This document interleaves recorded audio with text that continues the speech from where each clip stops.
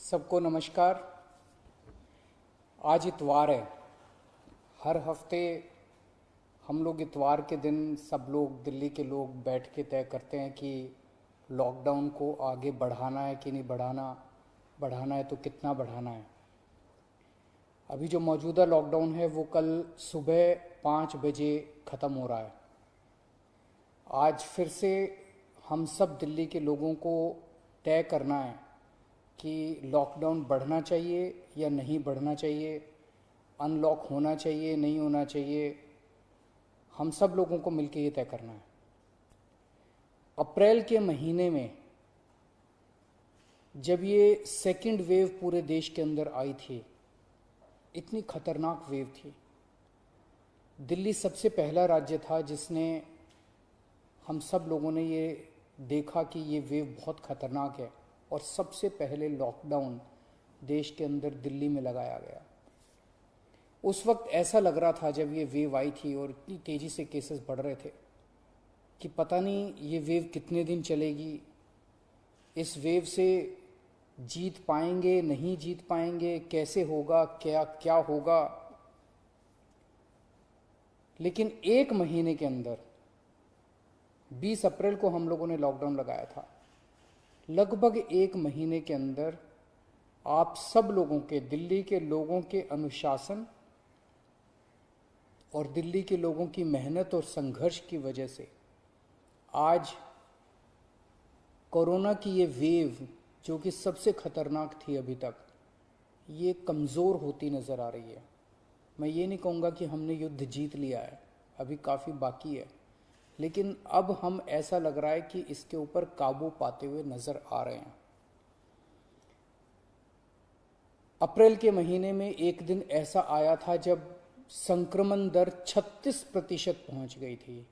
यानी कि 100 लोगों की हम टेस्टिंग करते थे तो 36 लोग उसमें पॉजिटिव मिलते थे।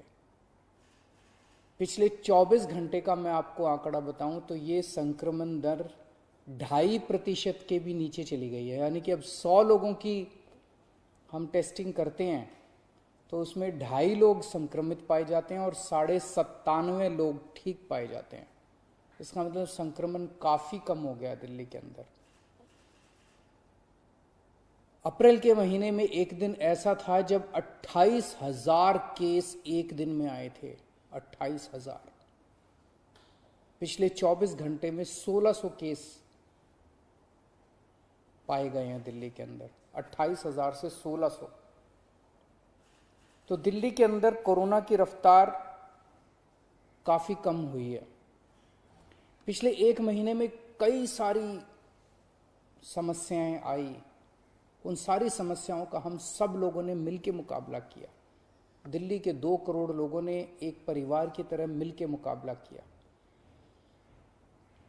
खासकर ऑक्सीजन की बहुत बड़ी समस्या आई थी, लेकिन सब ने मिलके, इसमें सबका सहयोग मिला। दिल्ली के लोगों ने, केंद्र सरकार ने, सुप्रीम कोर्ट ने, दिल्ली हाई कोर्ट ने, सब ने सहयोग किया और ऑक्सीजन की समस्या का भी समाधान निकला।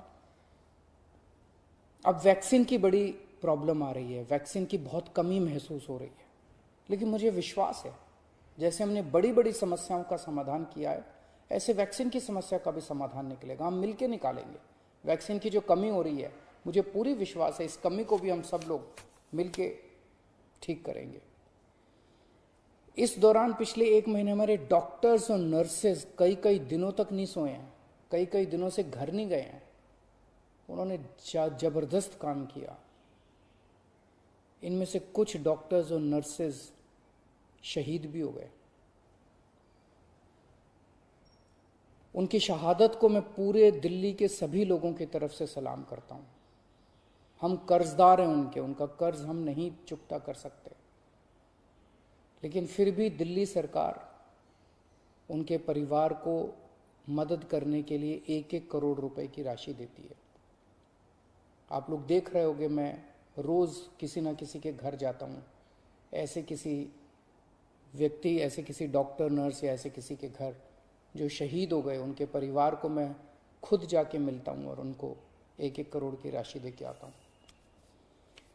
तो युद्ध अभी बाकी है, अभी पूरा नहीं हुआ है। और अभी भी 1000 से ज्यादा केस आ रहे हैं।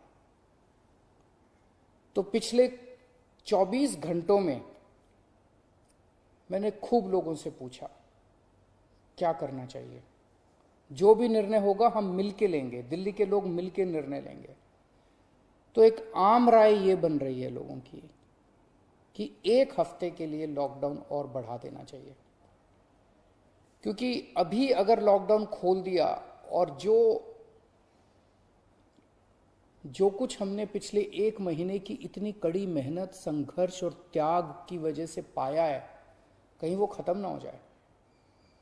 तो सबकी आम राय ये है कि 1 हफ्ते के लिए और लॉकडाउन खोल देना चाहिए। तो दिल्ली सरकार ने ये निर्णय लिया है कि 1 हफ्ते के लिए लॉकडाउन और बढ़ाया जा रहा है। अगले सोमवार 31 तारीख की सुबह 5 बजे तक के लिए लॉकडाउन बढ़ाया जा रहा है। अगर केसेस के घटने का सिलसिला इसी तरह से जारी रहा अगले 1 हफ्ते भी, मेरा आप सब लोगों से अपील है, निवेदन है, जैसे आपने अभी तक सहयोग किया, आपने अभी तक कठोर अनुशासन का पालन किया, लॉकडाउन को फॉलो किया, इसी तरह से आप आगे भी जारी रखेंगे, कोरोना के नियमों को आगे भी फॉलो करेंगे। अगर इसी तरह से केसेस के कम होने का सिलसिला जारी रहा तो 31 तारीख से फिर हम अनलॉक की प्रक्रिया चालू करेंगे। एकदम से अनलॉक करना ठीक नहीं रहेगा, तो वो भी धीरे धीरे कुछ गतिविधियों को 31 तारीख से फिर हम खोलना चालू करेंगे। लेकिन अभी सबकी राय के मुताबिक, मैं दिल्ली के लोगों की राय के मुताबिक 1 हफ्ते के लिए हम लोग लॉकडाउन और बढ़ाने जा रहे हैं। इस वक्त हमारी सबसे टॉप प्रायोरिटी है कि किस तरह से दिल्ली के 2 करोड़ लोगों को वैक्सीन जल्द से जल्द लगाई जा सके। हमने दिल्ली में सारी व्यवस्था बना ली है कि 3 महीने के अंदर दिल्ली के सब लोगों को हम वैक्सीन लगा सकते हैं, लेकिन वैक्सीन की कमी है, पूरे देश के अंदर कमी है। कहा जा रहा है कि तीसरी वेव आएगी। हमें तीसरी वेव का पूरी शिद्दत के साथ तैयारी करनी है। तो हमारी पहली प्राथमिकता तो ये है कि वैक्सीन लग जाए। अगर वैक्सीन लग गई तो शायद तीसरी वेव ना आए। अगर वैक्सीन सबको लग गई तो शायद तीसरी वेव से हम लोग बच सकें।